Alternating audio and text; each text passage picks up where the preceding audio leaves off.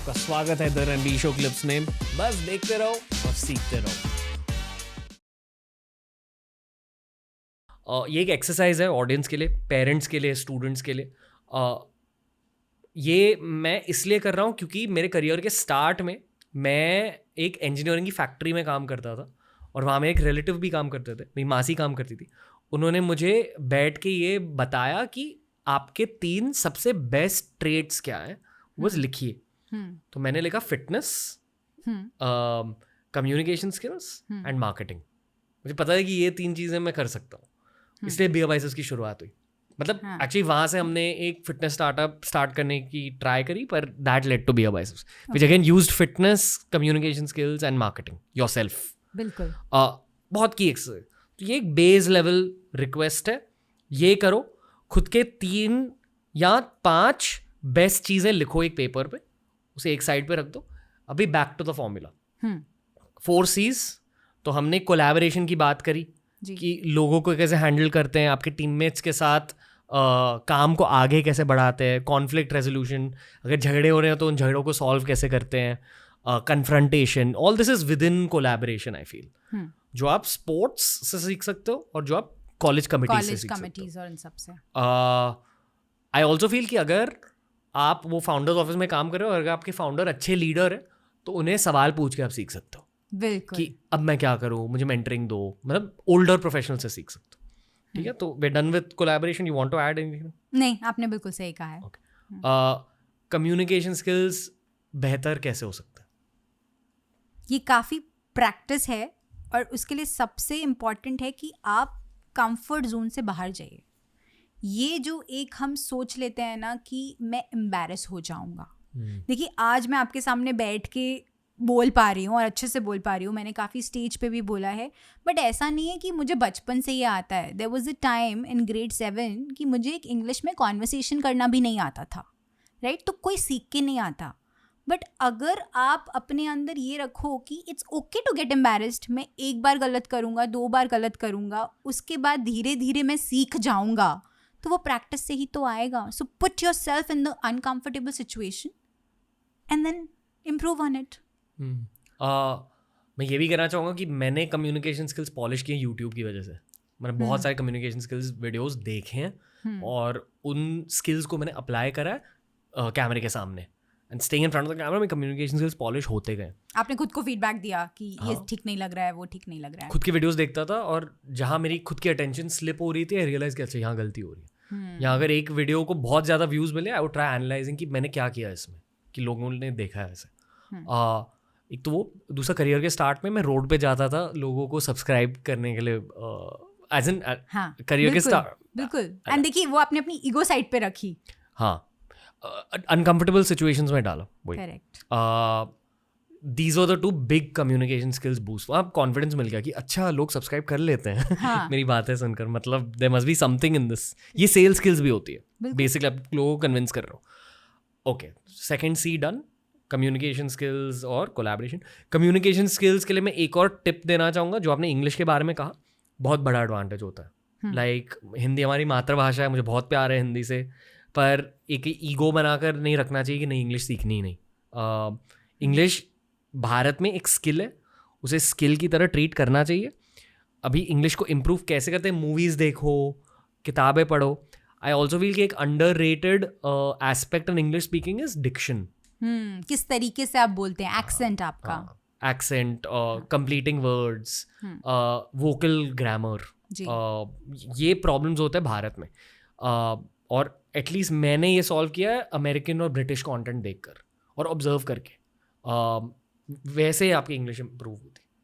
Anything else in communication? नहीं, आप सही बोल रहे हो। और मैंने भी बहुत बार एक्टर एक्ट्रेसेस के इंटरव्यूज देखे हैं कि ये कैसे बोलते हैं, ये सेलिब्रिटीज हैं, जैसे प्रियंका चोपड़ा कैसे बोलती हैं, दीपिका पादुकोण कैसे बोलती हैं, राइट? तो उससे भी यू स्टार्ट कैचिंग। और आसपास अपने आप को ऐसे लोगों से सराउंड करें जो आपको उस लैंग्वेज को प्रैक्टिस करने में हेल्प करें। छोटी छोटी चीज़ें होती है, जैसे ट को ट बोलना, ड को ड बोलना, ऐसे। मतलब it's about practice again. Okay, third C, ये एक्चुअली आप हेल्प कर पाओगे, critical thinking. I am sure आपने MBA कॉलेज में भी इस पर बहुत ज़्यादा फोकस किया होगा। And consulting basically critical thinking ही है। तो इसे ग्रूम कैसे करते हैं? देखिए, क्रिटिकल थिंकिंग होता है हर चीज़ को तोड़ के उसके पीछे का वाई समझना और फर्स्ट प्रिंसिपल से उसको सॉल्व करना, राइट? तो जैसे बहुत बार बिजनेस सिचुएशंस में होता है, आप बोलेंगे मेरा मार्केट शेयर नहीं इम्प्रूव हो रहा, मेरा मार्केट शेयर गिर गया है। लेकिन आपका मार्केट शेयर क्यों गिरा है? क्या कोई कंपटीशन आ गया है जो आपका मार्केट शेयर ले गया है? क्या इंडस्ट्री ऐसे चेंज हो गई है कि आपकी प्रोडक्ट अब यूज़ ही नहीं हो रही है, कि और कोई और प्रोडक्ट ही सब्स्टिट्यूट बन गया है? तो उस प्रॉब्लम के ड्राइवर्स को समझना और उसमें से फिर डेटा रिसर्च करके फिगर आउट करना कि हाँ, ये प्रॉब्लम है, ये मार्केट में एंट्री हो गई है, इसीलिए मेरा प्रोडक्ट नहीं चल रहा, and hence I need to attack this. उसको मैं कहूँगी कि ये हाँ क्रिटिकल थिंकिंग हो रही है। ये हर रोल में, मैं ये नहीं कहूँगी कंसल्टेंट्स को ज़्यादा चाहिए और इन्फ्लुएंसर्स को नहीं चाहिए, हर रोल में आप जहाँ भी हैं लाइफ में आपको क्रिटिकल थिंकिंग आनी चाहिए, बिकॉज जब तक आप रूट कॉज नहीं समझ पाओगे किसी चीज़ का, आप उसको सॉल्व कैसे करोगे? पर इम्प्रूव कैसे करते हैं? Practice probably approaching problems. देखिए, मैंने इसको हाँ अप्रोचिंग प्रॉब्लम्स, बट सिर्फ प्रॉब्लम को आप खुद सॉल्व करके अप्रोच करेंगे तो शायद ना हो। मैंने सीखा है अपनी जॉब में, अगर आप कहें तो मैंने सीखा है अपने सुपरवाइजर्स से, मेंटर से। जब आपसे कुछ नहीं सॉल्व हो रहा और सामने आप देखते हो कि वो बिजनेस प्रॉब्लम को व्हाइट बोर्ड पर डालते हैं और बोलते हैं ये 4 रीजंस हो सकते हैं, स्वाति पता करो इनमें से कौन सा रीज़न है, वो फिर आपको एक आदत डल जाती है, राइट? अभी भी मेरी लाइफ में कोई बहुत कॉम्प्लिकेटेड चीज़ अगर आ जाए कि नहीं ही सॉल्व हो रहा, ये इतना बड़ा टास्क हो जाता है कभी कभी कि ये प्रोजेक्ट करना है, नहीं सॉल्व हो रहा, तो मैं हमेशा बोलती हूँ अच्छा इसको अचीव करने के लिए कौन सी 4 चीज़ें करनी पड़ेंगी, और ये 4 चीज़ों में से कौन सी है जो मुझे थोड़ी डर लग रहा है कि ये नहीं मुझसे होगी, बट 3 हो जाएंगी, तो चलो मैं ये 3 कर लेती हूँ, और ये जो चौथा है इसको मैं हेल्प ले लेती हूँ, किसी और को मेरी टीम में आता होगा, तो उस हिसाब से आई सॉल्व इट। ओके, और लास्ट सी, क्रिएटिविटी। कैसे बढ़ा सकते हैं क्रिएटिविटी को? देखिए, जब मैं कॉलेज में थी और जब आप एक इंजीनियरिंग कॉलेज में होते हो तो आपका एक माइंडसेट होता है कि मैं क्रिएटिव नहीं हूँ, शायद मैं तो बहुत मैथमेटिकल हूँ, मैं बहुत ब्लैक एंड वाइट हूँ, मुझसे ये पेंटिंग, हमारा ना स्कूल में माइंड होता था क्रिएटिविटी मतलब पेंटिंग, फाइन आर्ट्स, ये सब नहीं होता मुझसे। तो मेरे दिमाग में हमेशा से ये था कि creative, I am not a creative person, तो क्रिएटिविटी की बातें ना करें। बट जब मैं कंसल्टिंग में गई तो मुझे पता चला कि getting the right solution, figuring out कि क्या 4 ऑप्शंस हैं और उनमें से क्या क्या पॉसिबिलिटीज़ हैं, वो भी क्रिएटिविटी है। और उसको इम्प्रूव करने के लिए मैंने जो किया है, और काफ़ी बुक्स में ये लिखा है कि एक स्टेट होता है, स्टेट ऑफ फ्लो, जिसमें आप अनइंटरप्टेड 2 घंटे 3 घंटे आप डीप फोकस के साथ काम करते हो, and that's when the best creativity comes. I am sure जब आप अपने पॉडकास्ट या स्क्रिप्ट्स लिखते होंगे तो you are in the state of flow. अब with so much distraction, phone बज हो रहा है, ईमेल आ रहा है, एट्सेट्रा, लोग वो टाइम नहीं ब्लॉक करते टू गो डीप, और वहाँ क्रिएटिविटी सफ़र कर जाती है। मैं मानती हूँ कि हम सब में क्रिएटिविटी है, बट अगर हम उसको लेवरेज करें, ये 2 घंटे मेरा फोकस टाइम, मैं कुछ नहीं करूँगा, सिर्फ सोचूंगा और क्रिएटिवली सोचूंगा। कभी कभी आप बाथरूम में नहाते नहाते भी क्रिएटिव आइडियाज़ आते हैं, मुझे तो आते हैं।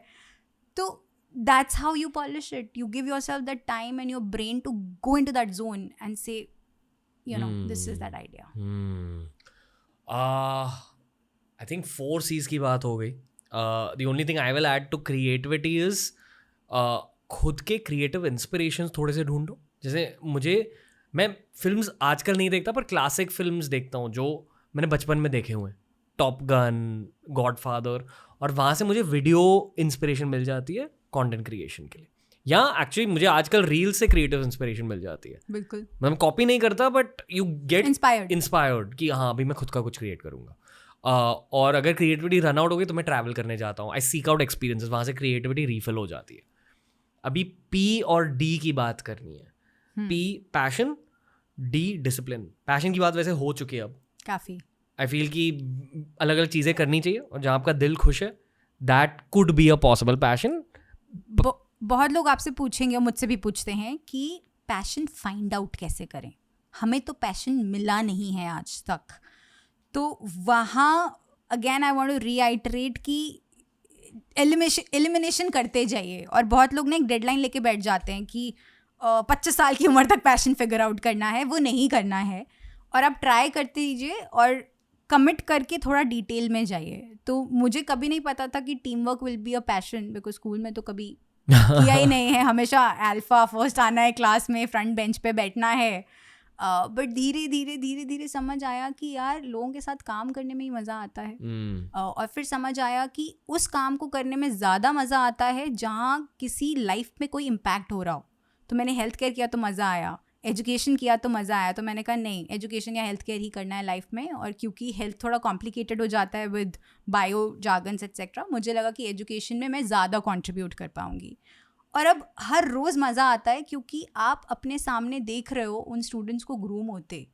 मेरे स्टूडेंट्स जो 1 साल पहले थे और जो आज हैं, बहुत डिफरेंस है. और उसको देख के ही इतना प्राउड फील होता है. And that's passion for me. Discipline. I mean हम इसके बारे में एक सेंटेंस में भी बता सकते हैं और एक ऐसे में भी बता सकते हैं. सेंटेंस में कॉलेज स्टूडेंट्स के लिए मैं बस ये बताना चाहूँगा कि एटलीस्ट ये मैंने खुद के लाइफ में ऑब्जर्व किया कि अगर discipline as a habit create करनी है लाइफ के लिए तो कॉलेज के टाइम में फिटनेस में घुसो. क्योंकि वहाँ ना ही आपको हेल्थ बेनिफिट्स मिलेंगे जो आपको मेंटल हेल्थ में भी हेल्प करेंगे, पर रूटीन ओरिएंटेड थिंकिंग हो जाएगी आपकी कि चाहे मेरा दिन कैसा भी हो, 5 बजे या 6 बजे मुझे वर्कआउट करना ही है या स्पोर्ट्स खेलनी है, डांस करना ही है. कोई ना कोई एक्टिविटी सीक आउट करो और हर दिन उसे रूटीन बना के फिटनेस को अपनाओ अपनी लाइफ में. That's my hack for college students. और ये एक लाइफ लॉन्ग हैबिट होनी चाहिए, वो मेंटालिटी होनी चाहिए, ना कि until you get your 6 pack या अंटिल यू लूज 5 kgs जो भी. Your story is an outcome of your routines. Yes, your life is an outcome of your routines. यही मेन चीज़ है. और आई फील कि वही रूटीन बिल्डिंग पर focus करना चाहिए कॉलेज में. It will help you in what ever job you go into, wherever you go in life. एक लास्ट पॉइंट बचा है इस लाइफ सक्सेस के मैथमेटिकल फॉर्मूला में, और वो है M, mental health. I feel कि सब्जेक्टिव कॉन्सेप्ट है. हर किसी के लिए अलग चीज़ों की वजह से उनके मेंटल हेल्थ को बेनिफिट्स मिलेंगे. एक ही कॉन्स्टेंट है according to me which is therapy. हर किसी को जाना चाहिए क्योंकि आई फील कि अक्सर थेरेपी में आपको ऐसी चीज़ों के बारे में पता चलता है जो शायद आपको खुद भी नहीं पता था कि ये आपके बचपन के ट्रॉमास है. और किसी ने एक बार कहा था कि the nature of childhood is traumatic for everyone. हर किसी के चाइल्डहुड में कोई ना कोई ट्रॉमास होते हैं. अक्सर आपको खुद पता भी नहीं रहता कि क्या हुआ मेरे बचपन में. पर उन ट्रॉमास को लेकर बैठना नहीं चाहिए, उन्हें सॉल्व भी करना चाहिए. और एक गुड थेरेपिस्ट आपको उन ट्रॉमास को सॉल्व करने में हेल्प कर देगा. थेरेपी डेटिंग की तरह होती है. Not all the therapist will suit your personality. तो अगर आपको कोई अच्छा थेरेपिस्ट मिल गया, स्टिक टू दैट पर्सन. अगर आप थेरेपी अफोर्ड नहीं कर सकते, आई वुड डेफिनेटली से फिजिकल हेल्थ और मेंटल फिटनेस पर फोकस करना चाहिए. फिजिकल हेल्थ यानी ये gymming, sports etcetera, sleeping on time, healthy diet. और मेंटल फिटनेस मेरे अकॉर्डिंग मेडिटेशन है कि मैंने खुद बहुत फ़ायदे देखे हैं, बहुत बात करी है इसके बारे में, मोदी जी के साथ भी बात करी इसके बारे में. पर आप कुछ ऐड करना चाहोगी ये मेंटल हेल्थ एंगल में?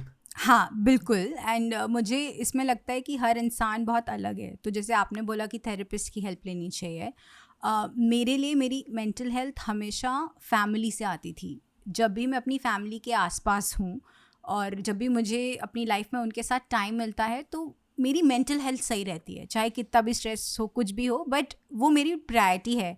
इनफैक्ट जब मैं वॉटन से वापस आई थी तो बहुत लोगों ने बोला कि यूएस से कौन वापस आता है, लोग तो यूएस जाते हैं वहाँ सेटल होने के लिए, तुम वापस क्यों आ रहे हो. और मेरा क्वेश्चन था कि व्हाई नॉट, अपने घर तो आप वापस आओगे ना, क्यों नहीं आओगे. तो मेरे लिए उसका रीज़न भी जब मैंने इंट्रोस्पेक्ट किया और समझा तो ये था कि मुझे मेरी फैमिली के पास रहना था, क्योंकि मुझे चाहिए था कि मेरी फैमिली हमेशा मेरे से वॉकिंग डिस्टेंस पे हो.